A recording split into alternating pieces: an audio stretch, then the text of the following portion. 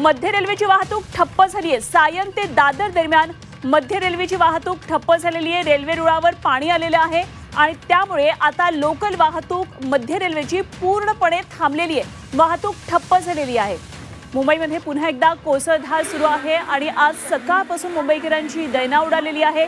आज जरी खासगी कार्यालयांना वर्क फ्रॉम होमच्या सूचना दिलेल्या असल्या तरी काही कर्मचारी काही मुंबईकर बाहेर पडलेले आहेत। आपलं इच्छित ठिकाण गाठण्यासाठी रेल्वे स्टेशन्सवर आलेले आहेत। मात्र या क्षणाची सगळ्यात महत्त्वाची आणि मोठी बातमी ती म्हणजे मध्य रेल्वेची वाहतूक पूर्णपणे सध्या ठप्प आहे। सायन ते दादर दरम्यान मध्य रेल्वे थांबलेली आहे।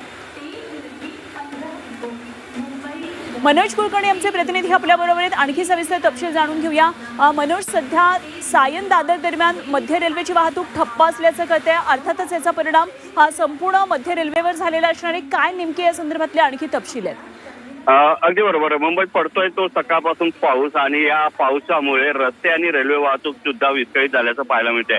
परंतु आता रेल्वेची वाहतूक जी आहे मध्य रेल्वेची ती पूर्णतः ठप्प झाल्याचं पाहायला मिळते आहे।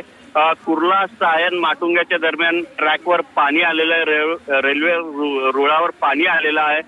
त्यामुळे ही वाहतूक जी आहे ती पूर्णतः ठप्प झाल्याचं पाहायला मिळते आहे। दोन्हीही बाजूला लोकलच्या लांबच लांब रांगा लागल्याचं पाहायला मिळते आहे।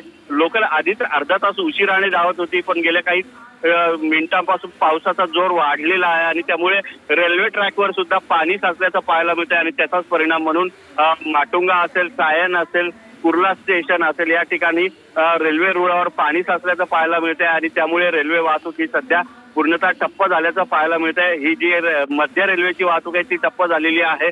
जी हार्बर मार्गावरची वाहतूक आहे ती पण धीम्या गतीने, अतिशय धीम्या गतीने सुरू आहे। टिळकनगर असेल, कुर्ला असेल, त्याचबरोबर वडाळा या ठिकाणी सुद्धा रेल्वे रुळावर पाणी साचल्याचं पाहायला मिळतंय, परंतु धीम्या गतीने ही वाहतूक सुरू असल्याचं पाहायला मिळतंय। तर पश्चिम रेल्वेच्या माटुंगा रोड आणि माहीम स्थानकादरम्यान सुद्धा पाणी साचल्याचं पाहायला मिळतंय। ती जी रेल्वे सेवा आहे ती सुद्धा 25 ते 30 मिनिटाने उशिराने धावत असल्याचं पाहायला मिळतंय। पुढचे काही तास महत्त्वाचे आहे आणि पाऊस असा सुरू राहिला तर मात्र रेल्वे ज्या लोकल रेल्वे ज्या आहेत त्या जागेवरून हलणं सुद्धा मुश्किल होणार आहे।